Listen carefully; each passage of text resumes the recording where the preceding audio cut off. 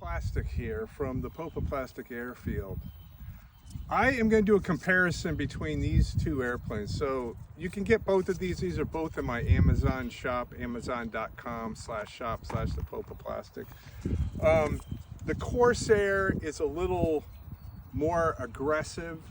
You can do a little more with it. It's a little faster.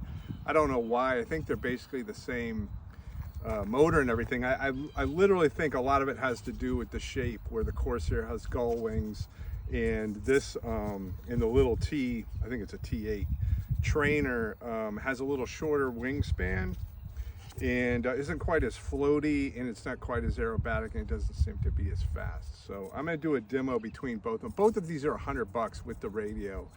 You cannot go wrong. The A10 I just got with the radio and everything else, you're well over $500. If you wanted to get into RC, and I'm no RC expert, I'm a model building guy, but RC is so much fun. It gives me away from the workbench, gives me something to do. But anyway, if you're in the market to get one of these small planes, I'm going to show you the difference between the two of them.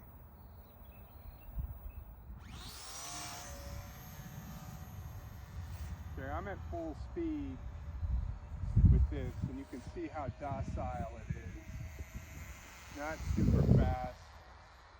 I'm going to come up, I'm going to do a very slow rolling airplane.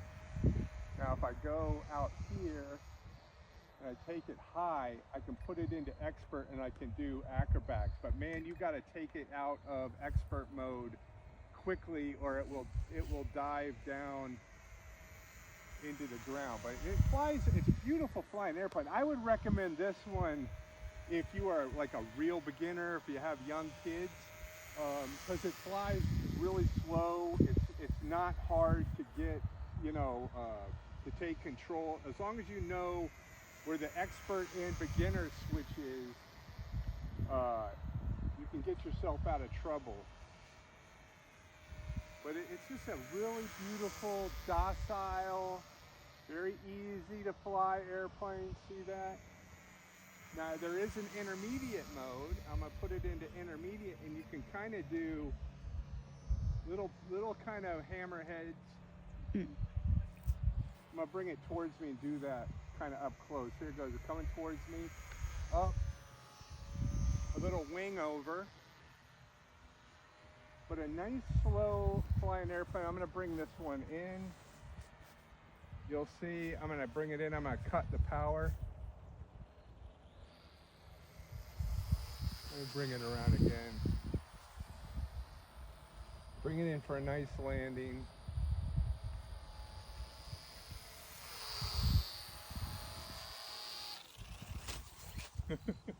And you can't break them.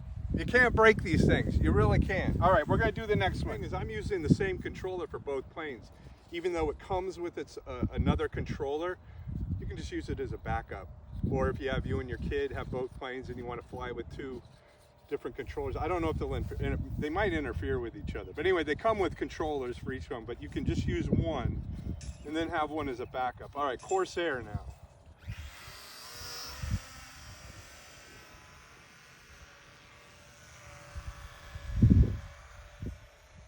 Now you can already see that this is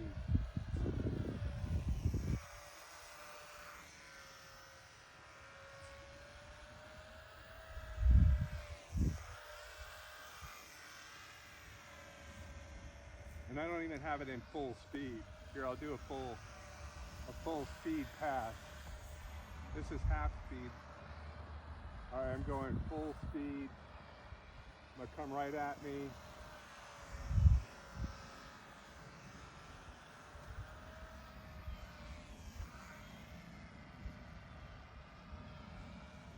We're going to get it up high, get it into acrobatic mode, and watch the difference. I'm going to get it up really high.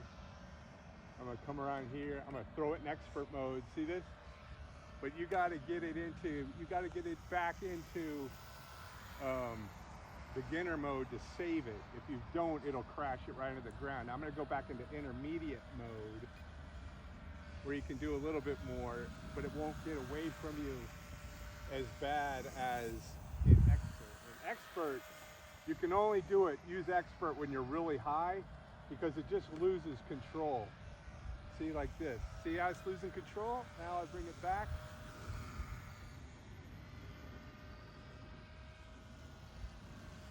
So this is one for a little bit more experienced pilot. Not that I'm experienced as all, but from my own flying capabilities, I find this one to be a little more,